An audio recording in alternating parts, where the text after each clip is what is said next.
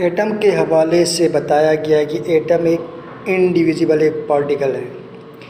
420 ईस्वी में एक डेमोक्राइटस नामी एक साइंटिस्ट आए जिन्होंने कहा कि कोई भी दुनिया में कोई भी चीज़ अगर हम उसको ब्रेक करते हैं, उसके बाद फिर उसको ब्रेक करते हैं, एक लास्ट टाइम ऐसा आएगा वो एक छोटी सी एक छोटी पीस बनेगी जो मज़ीद ब्रेक नहीं होगी। उसको एटोमास का नाम दिया। डेमोक्राइटस साहब कहते हैं कि दुनिया में कोई भी चीज़ अगर बनी है तो वो एटोमास से ही बनी है, क्योंकि हर चीज़ छोटे छोटे ज़र्रे से मिलके एक बड़ा एक ज़र्रा बना। डेमोक्राइटस साहब कहते हैं दुनिया में कोई भी चीज़, भले वो दरख्तें हों, भले वो पत्थर हो, तो वो पहले एक छोटी एक चीज़ से मिलकर बनी है। तो कोई भी चीज़ को अगर मैं और आप तोड़ते हैं, जैसे आप रखते हैं किसी आलू को तोड़ते हैं, गाजर वगैरह को तोड़ते हैं, तो एक टाइम चॉप करते जाओ, एक टाइम ऐसा आएगा वो कि वो मज़ीद ब्रेक नहीं हो जाएगा, मज़ीद उससे छोटा नहीं हो जाएगा। उस स्मॉलेस्ट पार्टिकल या वो जो लास्ट में जो छोटा एक ज़र्रा रहता है उसका नाम दिया एटोमास। डेमोक्राइटस साहब सर्च करते गए, लिखते गए, उसी दौरान एक दूसरा एक साइंटिस्ट का वजूद आया हमारे पास जिसका नाम था जॉन डाल्टन साहब। उन्होंने क्या किया बच्चे, हमें एक थ्योरी पेश की एटॉमिक थ्योरी के नाम से। 1808 में जॉन डाल्टन साहब ने एक थ्योरी दी जो उन्होंने कहा कि एटम्स एक स्मॉलेस्ट पार्टिकल से बना हुआ है जो स्फेरिकल फॉर्म में और सॉलिड फॉर्म में हो सकता है।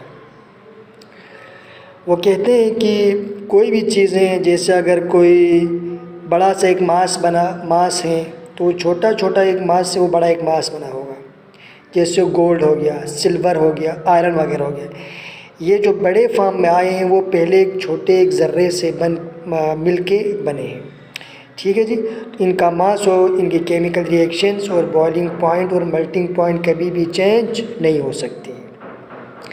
इसी दौरान ये कहते हैं कि law of conservation of mass और लॉ ऑफ कांस्टेंट क्वेश्चन के हवाले से, law of conservation of mass में क्या है जी, आपके पास एक साइंटिस्ट आए जो कहते हैं 1989 में कि मास न तो डिस्ट्रॉय कर सकते हैं, न तो हम उस चीज़ को ब्रेक कर सकते हैं, ना हम क्रिएट कर सकते हैं।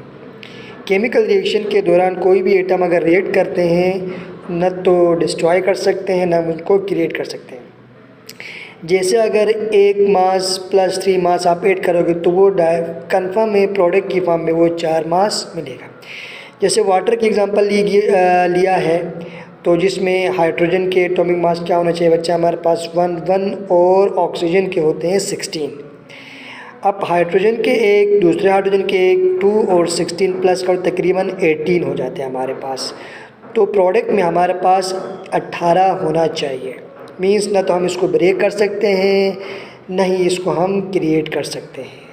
लॉ ऑफ कांस्टेंट कंपोजिशन के हवाले से ये साइंटिस्ट कहते हैं जी, कोई भी अगर केमिकल रिएक्शंस कराते हो आप किसी भी एटम्स में, भले वो सेम एलिमेंट हो, अगर उन दौरान अगर आप क्या करते हैं जी, कोई सेम मास दे रहे हो तो प्रोडक्ट में भी आपको सेम मास ही मिलेगा। ठीक है जी। कोई भी एलिमेंट्स के जैसे आप मास दोगे वैसा प्रोडक्ट में वैसे के वैसा ही मास मिलेगा। जैसे अगर यहाँ पे देखा जाए तो तकरीबन 8 हाइड्रोजन और 8 ऑक्सीजन लिया है हमने। ठीक है जी। तो कहते हैं कि इनका जब हम रिएक्ट करवाते हैं किसी भी रिएक्शन में तो उनका रेशो होना चाहिए क्या बच्चे, 2.1 का रेशो। जैसे एक ऑक्सीजन के साथ 2 हाइड्रोजन है तो हाइड्रोजन 2 हो गया और ऑक्सीजन क्या हो गया, 1 हो गया। तो ये रेशो जो है ये कुछ उन्होंने क्या कहना चाहिए पोस्टुलेट्स दिए हैं। दुनिया आगे बढ़ती रही, साइंटिस्ट एटम के हवाले से रिसर्च करते रहे। ये एटम्स जो है उसी दौरान, एटम की डिस्कवरी के दौरान इलेक्ट्रॉन की डिस्कवरी भी हो गई। वो कौन करा आपके पास, जे थॉमसन साहब।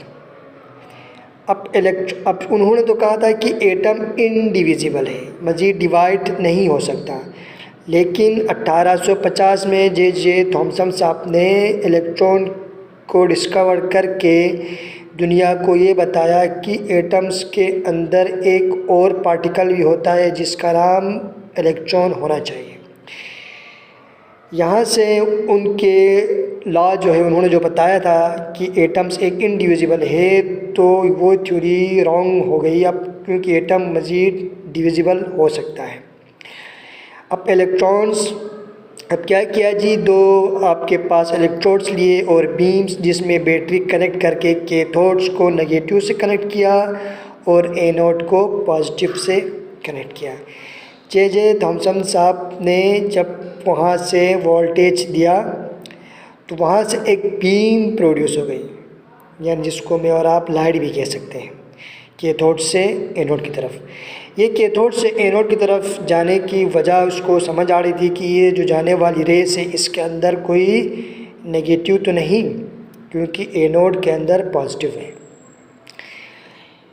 यहाँ से इसका नाम भी इन्होंने कैथोड रेस का नाम रखा। 1897 में जे थॉमसन साहब कैथोड रेस के हवाले स्टडी करते हैं, कहते हैं कि दो सेम चार्ज हमेशा एक दूसरे से दूर होते हैं, मीन्स नेगेटिव और पॉजिटिव जो एक दूसरे से दूर होते हैं, लेकिन अपोजिट चार्ज जो हैं एक दूसरे के करीब आते हैं। इसीलिए जे थॉमसन साहब ने क्या किया, बीम के साइड पे डिफरेंट चार्ज के वो रख दिया आपके पास मैग्नेट्स, तो जिसकी वजह से यहाँ से निकलने वाली रेस पॉजिटिव की साइड मूव कर चली। तो जे थॉमसन साहब को आइडिया हो गया ये निकलने वाली रेस के अंदर कोई नेगेटिव चार्ज है जिसको इलेक्ट्रॉन कहना चाहिए। वो कहते हैं कि एटम्स के इर्द गिर्द इलेक्ट्रॉन्स मूव कर रहे हैं, बीच में हमारे पास है क्या है, massive positive. Plum pudding model के हिसाब कहते हैं कि आपने सिंपल देखा होगा जैसे वाटर मेलून्स जिसके पूरे अंदर रेड कलर का, जिसमें क्या होता है जी आपके वाटर मेलून और बीच में उसके बीज होते हैं, उससे कंपेयर किया किसने, हमारे पास जे थॉमसन साहब ने। उसी दौरान इन्होंने कहा कि एटम्स के अंदर एक और पार्टिकल है जो इलेक्ट्रॉन जो मुसलसल रिवॉल्व करता रहता है। उसी दौरान हमारे पास रदरफोर्ड की एक एक्सपेरिमेंट आई गोल्डफोल्ड एक्सपेरिमेंट्स के नाम से। 1911 में रदरफोर्ड ने इलेक्ट्रॉन की डिस्कवरी के बाद इन्होंने अपना एक दूसरा एक्सपेरिमेंट करने की कोशिश की जिसमें अल्फ़ा पार्टिकल के ज़रिए एक थिन फॉइल्स के ऊपर बम्बार्ड करने की कोशिश की,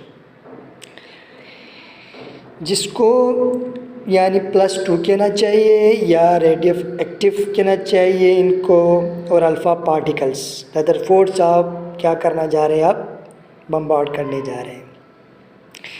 इन्होंने क्या लिया, एक थिन गोल्ड फॉइल लिया और रेडियो एक्टिव सोर्स जिसको, और एक फ्लोरेसेंट शीट लिया ताकि वहाँ कोई रेस टकराए तो हमें ईज़िली नज़र आ जाए। ठीक है जी, जारी बात है, पीछे अगर रेस टकराएंगे फॉइल से तो ईज़िली नज़र आएंगे। अल्फ़ा पार्टिकल्स को जब फॉइल से टकराया तो बहुत सारे रेजिस वहाँ से स्ट्रेट मूव करके निकल गए आगे। ठीक है जी, बहुत सारे रेस फॉइल से आ गए और कुछ रेजिस जो है वापस आ गए अल्फ़ा पार्टिकल की जानिब से मूव करने। इस एटम से स्ट्रेट जाने वाली रेस से मुशाहिदा किया कि एटम्स के अंदर बहुत सारी खाली जगह हैं। रदरफोर्ड कहते हैं कुछ रेजिस वापस आ गए, तो स्ट्रेट जाने का मतलब ये हुआ कि एटम्स के अंदर एम्प्टी स्पेस है, खाली जगह भी हैं। लेकिन वापस आने का मतलब है जो मैंने जो बम्बार्ड किया था वो पॉजिटिव थी और ये वापस आ रहा है, तो मीन्स ये कहीं सेम चार्ज तो नहीं दोनों के अंदर। एटम के अंदर भी एक मैसिव एक पार्टिकल है, रदरफोर्ड कहते हैं जी उसका नाम न्यूक्लियस होना चाहिए। इसीलिए रदरफोर्ड प्रोटॉन भी डिस्कवर करने के नाम में आता है। न्यूक्लियस के अंदर क्योंकि एक चार्ज है पार्टिकल जो कि प्रोटॉन के नाम से है, जिसके इर्द गिर्द इलेक्ट्रॉन रिवॉल्व कर रहे होते हैं। एटम के अंदर एक हैवी जो मैसिव एक वो है जिसको न्यूक्लियस का नाम रखा, और उसके इर्द गिर्द मुसलसल जो है इलेक्ट्रॉन रिवॉल्व कर रहे हैं, जस्ट लाइक अ सोलर सिस्टम। जैसे बीच में सूरज और साइड में जो है डिफरेंट किस्म के सैयारे वगैरह घूम रहे होते हैं। उसी दौरान जेम्स मैक्सवेल्स आ गए, हमारे पास इलेक्ट्रोमैग्नेटिक के हवाले से बात कर रहे हैं। ठीक है, जाहिर बात है कोई इलेक्ट्रॉन अगर मूव कर रहा होता है तो इससे रेडिएशंस निकल सकती है, निकल जाती है, ठीक है ना, मुसलसल वहाँ पे निकल रही होती है। तो अगर कोई भी चीज़ एक्सेलरेशन में होता है, ठीक है जी, ना उसकी कोई डायरेक्शन में चेंज आ रही है, ना उसकी स्पीड में चेंज आ रही है, वो बिल्कुल सर्कुलर मोशन में रिवॉल्व कर रहा हो कोई भी चीज़, तो उससे रेडिएशन वगैरह निकल जाती है। जैसे इलेक्ट्रॉन रिवॉल्व कर रहा हो न्यूक्लियस के इर्द गिर्द, तो वहाँ से कुछ रेडियस वगैरह निकल जाती है। तो ये जो सिलसिला आगे चलता रहा एटम्स के इर्द गिर्द, यानी अब एटम जो है इनडिविजिबल ना रहा, इलेक्ट्रॉन भी आ गए हमारे पास और न्यूक्लियस आ गया, और उसके बाद प्रोटॉन भी हो गए। ये साइंटिस्ट डिफरेंट किस्म की एक्सपेरिमेंट करते हुए, ठीक है जी, एटम के इर्द गिर्द एक पार्टिकल जो इलेक्ट्रॉन के नाम से मुसलसल क्या कर रहा है, रिवॉल्व कर रहा है। उसी दौरान एक साइंटिस्ट आए हमारे पास जिसका नाम है बोहर, जो रदरफोर्ड के स्टूडेंट भी रहे हैं 1913 में। ये थ्योरी ये स्टेबिलिटी के हवाले से कि एटम के स्टेबिलिटी के हवाले से, ठीक है जी, डिफरेंट किस्म के पोस्टुलेट्स बोहर साहब बताते हैं। क्योंकि हमारे पर रदरफोर्ड ने जो की थी वो था हमारे पास इलेक्ट्रॉन घूमता हुआ, मुसलसल घूमता हुआ एनर्जी इमिट करते हुए अपने न्यूक्लियस में गिर सकता है। लेकिन बोहर साहब कहते हैं न्यूक्लियस के इर्द गिर्द इलेक्ट्रॉन जो मुसलसल रिवॉल्व कर रहा है फिक्स एनर्जी में, क्योंकि उसकी एक अपनी एनर्जी हो गई, क्योंकि वो अपने ही शेल में रिवॉल्व कर रहा है, उसका नाम ऑर्बिट्स या शेल का नाम दिया। पहले शेल को अगर हम कहें N1, दूसरे को N2 और तीसरे को N3, इसी तरह N4 वगैरह कह सकते हैं, या KLMNO आगे आप दे सकते हो नाम इस तरह। इसी तरह इन्होंने पहले शेल में कितने इलेक्ट्रॉन आ सकते हैं, दूसरे में कितने इलेक्ट्रॉन आ सकते हैं, तीसरे में कितने, इस हवाले से भी बता दिया। जैसे पहले में 2, दूसरे में 8, तीसरे में 18 और फोर्थ में 32 आ सकते हैं। लेकिन इन्होंने आसान करने के लिए एक फार्मूला डिस्कवर किया जो 2n के स्क्वायर से नंबर ऑफ़ इलेक्ट्रॉन फाइंड करने का फार्मूला, 2n का स्क्वायर। n मीन्स यहाँ पे नंबर ऑफ़ शेल्स हम डिनोट करेंगे 2 फार्मूले का। जैसे अगर आप 4 शेल में कितने इलेक्ट्रॉन आ सकते हैं वो फाइंड करोगे, तो n की जगह में 4 का स्क्वायर मीन्स 16, तो 16 मल्टीप्लाई बाई 2 32, 32 फोर्थ में। तो इलेक्ट्रॉन्स अपने शेल में अपने ही ऑर्बिट्स में क्या कर रहे हैं बच्चे, रिवॉल्व कर रहे हैं। ये आ गए हमारे पास बोहर साहब के कुछ पोस्टुलेट्स, ठीक है जी। इसके बाद हमारे पास शेल्स के रेडियस के हवाले से कि एक पहले जो न्यूक्लियस हैं उससे पहला शेल कितना दूर हो सकता है, ठीक है जी। इन्होंने एक वैल्यूज़ फाइंड की जो Rn² फॉर पाई me² के ज़रिए कि 0.53 मल्टीप्लाई n का स्क्वायर z क्या है हमारे पास, एटॉमिक मास है, n means number of shell है आपके पास, ठीक है जी। इसी हिसाब से आप फाइंड कर सकते हैं। पहले शेल के लिए आप क्या कर सकते हैं, 0.53 n² डिवाइड बाई 1, क्योंकि आप क्या है जी हमारे पास हाइड्रोजन के लिए एटॉमिक मास 1 है तो हम 1 पुट करेंगे। और इसकी यूनिट लेंथ के लिए जो हमारे जो न्यूक्लियस से लेके हमारे पास शेल तक की जो है एक्स्ट्रॉन हम यूज़ करते हैं, ठीक है जी, या A0 भी आप कह सकते हैं, ठीक है। इसी तरह हम पहले शेल के लिए हो गया, दूसरे शेल के लिए भी क्या करेंगे 0.53 मल्टीप्लाई 2 का स्क्वायर डिवाइड बाई 1। इसी तरह आप हर शेल को आप क्या कर सकते हैं बच्चे, डिस्टेंस आप चेक कर सकते हैं। अब इसके बाद हम चेक करते हैं स्पीड, कितनी स्पीड से इलेक्ट्रॉन रिवॉल्व कर रहा है, स्पीड ऑफ इलेक्ट्रॉन। आप इसके लिए वो वैल्यूज़ हमने निकाल दी 2.186 exponent 6 z multiply by n के हवाले से, ठीक है जी। पहला शेल के लिए आप निकाल सकते हैं, दूसरा शेल के लिए वैल्यू सेम रहेगी। v बराबर है 2.186 मल्टीप्लाई बाई एक्सपोनेंट 6, उसके बाद एटॉमिक नंबर और नंबर ऑफ शेल को आप कर सकते हैं। आप करते जाएं पहले शेल के लिए, दूसरे, तीसरे। अब इसके बाद थर्ड पे हम क्या करते हैं बच्चे, टोटल एनर्जी ऑफ इलेक्ट्रॉन के हवाले से। ठीक है जी, टोटल इलेक्ट्रॉन ऑफ एनर्जी के लिए -13.6 मल्टीप्लाई बाई एटॉमिक मास और डिवाइड बाई क्या बच्चे, नंबर ऑफ शेल इलेक्ट्रॉन वाट के लिए। अब इसी तरह आप पुट करते जाए। ठीक है जी, टोटल एनर्जी की पहले इलेक्ट्रॉन में कितनी एनर्जी हो सकती है, दूसरे में कितनी एनर्जी। ठीक है जी, तो -13.6 और atomic mass divide by number of shell, दूसरे के लिए करना है, तीसरे के लिए करना है, उसी हिसाब से आप करते जाएंगे आगे। ठीक है जी, 5 शेल के लिए हमने निकाला है, आप देख सकते हैं, और पहला के लिए भी हम अब निकाल सकते हैं। ठीक है जी, यानी अब हम हाइड्रोजन की बात कर रहे हैं तो इसलिए आपको एटॉमिक मास सेम रहेगा। फोर्थ पोस्टुलेट है बच्चा हमारे पास, इलेक्ट्रॉन जो है गेन और लूज ऑफ एनर्जी करते हैं। अब इलेक्ट्रॉन एनर्जी लूज या गेन कब करेगा। बोहर साहब कहते हैं कि अगर इलेक्ट्रॉन अपने ही शेल में रहेगा तो न कोई एनर्जी लूज करेगा ना एनर्जी गेन करेगा। जैसे इलेक्ट्रोमैग्नेटिक रेडिएशन पढ़ चुके हैं आप लोगों ने या पढ़े होंगे, जिसमें क्या होती है, डिफरेंट किस्म की वेव्स फॉर्म में आती है, कुछ शॉर्ट वेवलेंथ्स और कुछ लार्ज वेवलेंथ्स। ठीक है ना। ये अब जाहिर बात है इलेक्ट्रॉन भी मूव कर रहा होगा तो कुछ वेव्स प्रोड्यूस कर रहा होगा। ठीक है जी, जिसको आप वेवलेंथ भी कहते हैं, शॉर्ट वेवलेंथ्स, लार्ज वेवलेंथ्स। ठीक है जी, सारे। अब उसी में एक आती है हमारे पास एक विजिबल लाइट्स प्रोड्यूस होती हैं। ठीक है ना, विजिबल लाइट जो 350 से लेके 440 नैनोमीटर तक जो नेक्ट आई से आप देख सकते हैं। ठीक है ना बच्चे, विजिबल लाइट जिसमें कहते हैं। ठीक है जी, 380 लिखा हुआ यहाँ पे, 740, 350 भी आप। अब लाइट हमने गुजार लिया कहाँ से बच्चे, प्रिज्म से। अब जो कोई भी एटम से इलेक्ट्रॉन रिवॉल्व कर रहा होगा वहाँ से हीट प्रोड्यूस हो रही है। ठीक है ना ये, तो वहाँ से अगर हम प्रिज्म के ज़रिए वहाँ से अगर लाइट निकालें तो वहाँ डिफरेंट किस्म के कलर, जैसे आपने देखा होगा रेनबो, ठीक है ना, 7 कलर्स। अगर वही लाइट हम गैस के थ्रू प्रिज्म से गुजारें तो कुछ लाइन स्पेक्ट्रम भी बन सकते हैं। ठीक है ना, आपने स्पेक्ट्रम पढ़े होंगे, लाइन स्पेक्ट्रम, कंटिन्यूस स्पेक्ट्रम। ठीक है जी, गैप स्पेक्ट्रम, डिसकंटिन्यूस स्पेक्ट्रम, ये सारे। तो ये हमने क्या किया, हाइड्रोजन गैस के ज़रिए प्रिज्म को सामने रख के वहाँ से हमने लाइट प्रोड्यूस करवाया।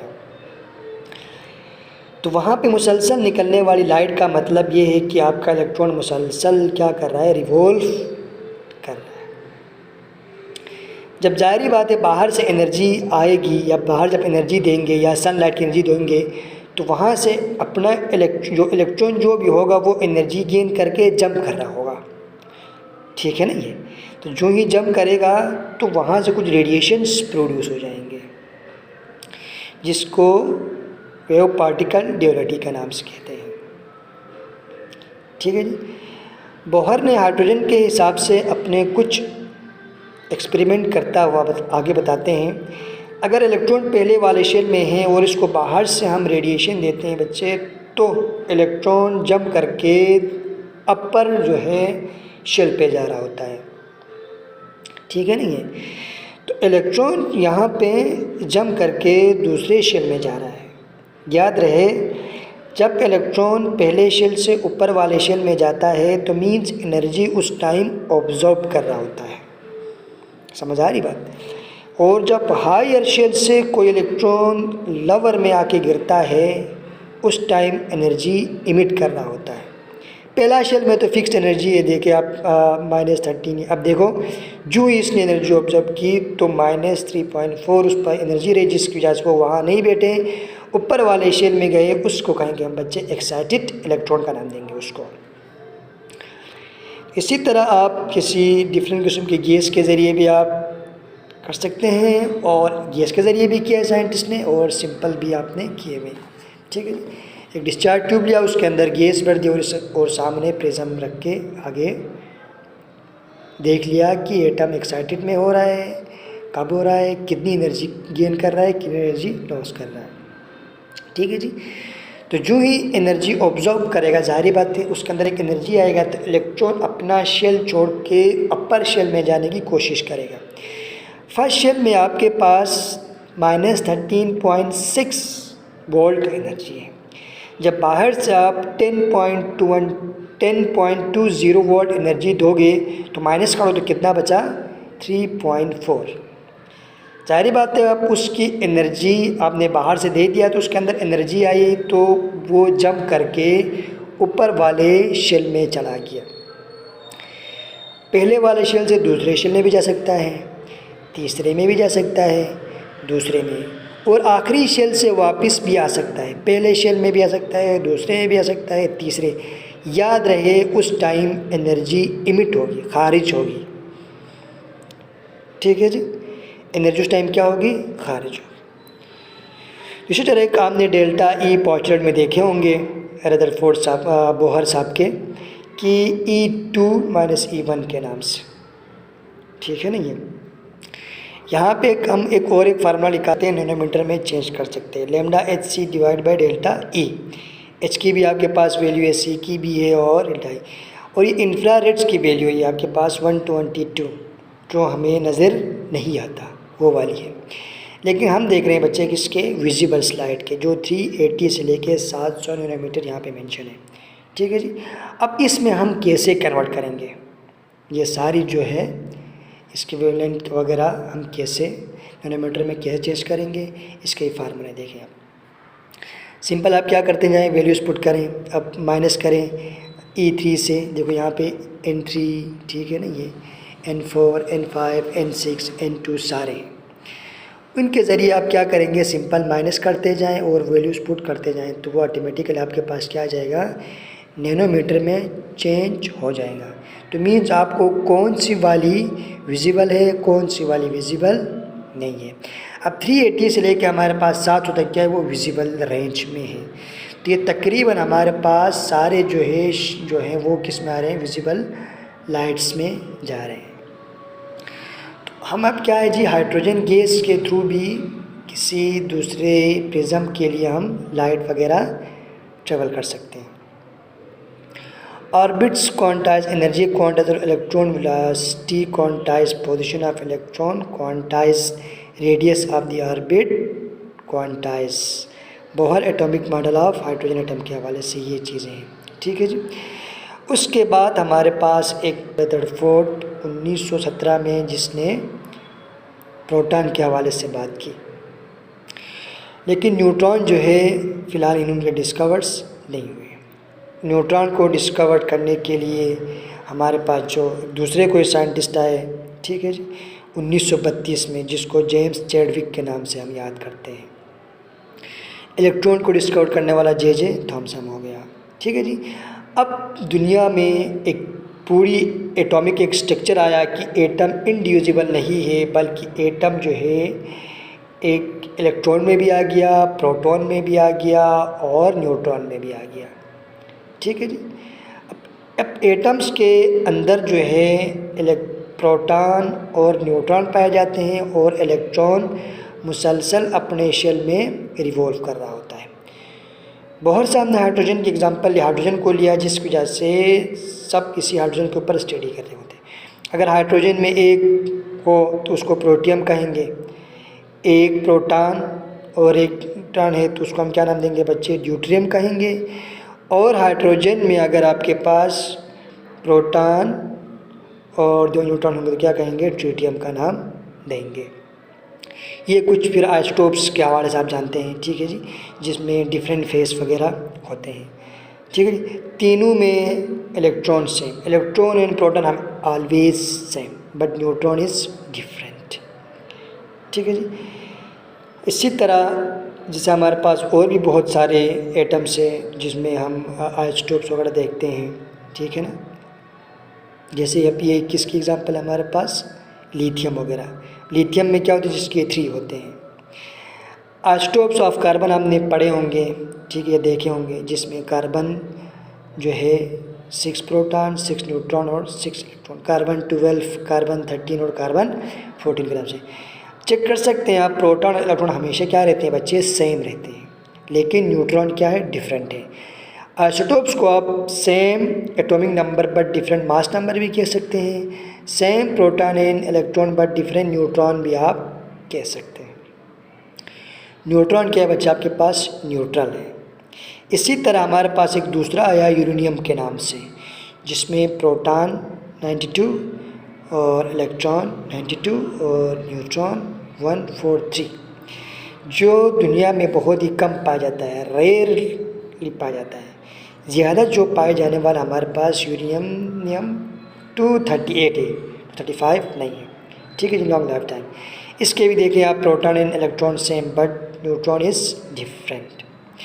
बहुत एटॉमिक मॉडल्स को स्टडी करते हुए साइंटिस्ट आगे बढ़ते हुए अब क्या है कि हमारे पास एक चीज़ आई कि इलेक्ट्रॉन्स की पोजीशन और उसकी वेलोसिटी या मूवमेंट एक साथ हम फाइंड कर सकते हैं या नहीं, ठीक है जी। वेव नेचर ऑफ पार्टिकल, जिसको हम कहते हैं हेज़नबर्ग अनसर्टेनिटी प्रिंसिपल का नाम है। साइंटिस्ट आए जो 1924 में बच्चे हमारे पास, डी ब्रोगली के नाम से। तो जिसमें क्या है, एटम्स के अंदर जो है इलेक्ट्रॉन की डुअल नेचर है, बिहेवियर्स 2 टाइप्स के, वो पार्टिकल्स फॉर्म में भी है और वो वेव्स फॉर्म में भी है। डुअल नेचर्स, ठीक है जी, जो वेव्स फॉर्म में भी होता है आग और वेव फॉर्म, और दूसरा क्या कहता है आपके पास, पार्टिकल फॉर्म में। क्योंकि इलेक्ट्रॉन जो है मुसलसल जो है रिवॉल्व कर रहा होता है, ठीक है जी। तो इसीलिए हेज़नबर्ग साहब ने बता दिया कि इलेक्ट्रॉन की पोजीशन और वेलोसिटी को हम एक साथ फाइंड कैसे करें, या कर सकते हैं या नहीं कर सकते हैं, ठीक है जी। क्योंकि इलेक्ट्रॉन मुसलसल रिवॉल्व कर रहा होता है, कुछ आइडिया नहीं कि इलेक्ट्रॉन कब, कहाँ, किस टाइम, किस जगह पे है। तो जंप भी कर सकता है लोअर से हायर शेल में, और हायर शेल से लोअर शेल में भी वो जंप कर सकता है। तो पोजीशन ऑफ इलेक्ट्रॉन को ऑब्जर्व करने के लिए जारी बात है, आप एक इलेक्ट्रॉन की पोजीशन, अब इलेक्ट्रॉन एटम आ गया, इलेक्ट्रॉन डिस्कवर हो गए, प्रोटॉन हो गए, न्यूट्रॉन, तो अब इलेक्ट्रॉन की पोजीशन और पोजीशन के हवाले से भी बात की जा रही है, जिसमें हम हेज़नबर्ग अनसर्टेनिटी के नाम से पढ़ते हैं। क्योंकि इलेक्ट्रॉन एक जगह में नहीं रुक सकता, मुसलसल जो है रिवॉल्व करता है, जैसे कुछ साइंटिस्ट कहते हैं जी क्लाउड फॉर्म में होता है, ठीक है जी। इसके बाद हमारे पास एक वो आया क्वांटम मैकेनिकल मॉडल के हवाले से, ठीक है जी। जाहिर बात है, अब एटम्स में अंदर जो इलेक्ट्रॉन है उसकी मुसलसल जो है प्रोबेबिलिटी ऑफ इलेक्ट्रॉन के हवाले को डिस्कवर करने के लिए आगे स्टडी करते रहे। क्लासिकल फिज़िक्स में एक मैक्रो एक माइक्रो में आ गए। अब क्या है जी, सब एटॉमिक पार्टिकल जो इलेक्ट्रॉन है, जिसमें क्या है वेव पार्टिकल और हेज़नबर्ग अनसर्टेनिटी के हवाले से बात करेंगे, ठीक है जी। क्वांटम फिज़िक्स जो है आपके पास, क्योंकि माइक्रो जो चीज़ें हैं आपके पास, जैसे इलेक्ट्रॉन आ गया, ठीक है जी, ये सब 1926 में हमारे पास श्रोडिंगर सब और हेज़नबर्ग ने एक बड़ी कैलकुलेशन की, जो दुनिया के सामने बहुत बड़ी मैथमेटिकली कैलकुलेशन की। ये सारी कैलकुलेशन किसके लिए, इलेक्ट्रॉन की पोजीशन के लिए। अब इलेक्ट्रॉन एक जगह में कभी भी नहीं रह सकते, ये चीज़ मैं बार बार रिपीट कर रहा हूँ, क्योंकि एटम्स के अंदर एक इलेक्ट्रॉन जिसकी लोकेशन फाइंड आउट करने के लिए डी ब्रोगली वेव्स फार्मूला के हवाले से ईजिली हम समझ सकते हैं, ठीक है जी। फार्मूला है λh/mv।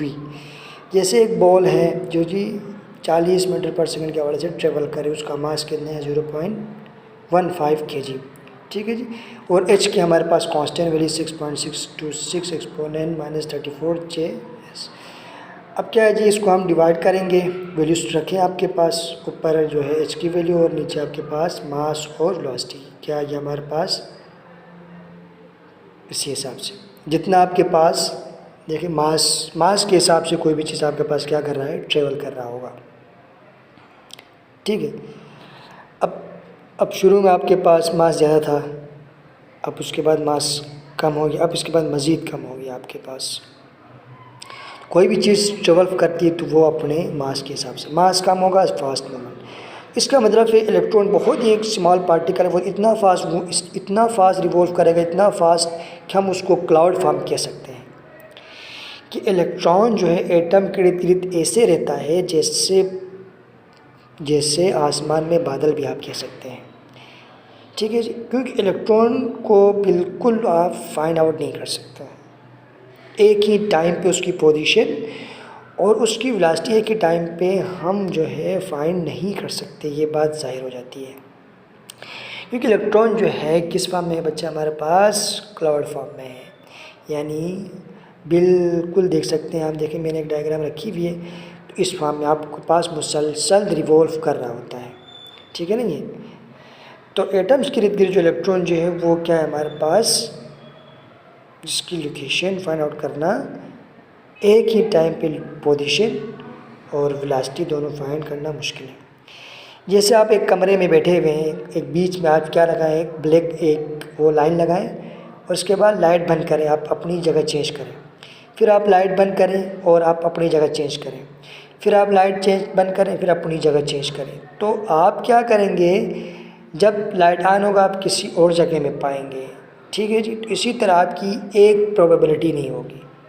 ठीक है ना, एक ही फिक्स जगह नहीं होगी आपकी। यानी लाइट बंद होती है, आप किसी डिफरेंट जगह में आप रह सकते हैं या किसी अपने आप को दूसरी जगह में आप पा सकते हैं। इसी तरह इलेक्ट्रॉन्स की भी कोई फिक्स पोजीशन हमारे पास नहीं होती बच्चे। ठीक है जी, तो उसकी ना कोई फिक्स पोजीशन होती है, लेकिन हमारे पास जो रदरफोर्ड बोहर साहब ने जो डिस्टेंस बताया था, क्या था 0.53 के वाला से 90% चांस है कि इतने फासले पे वो रहेगा, क्या फर्स्ट शेल में इलेक्ट्रॉन न्यूक्लियस से।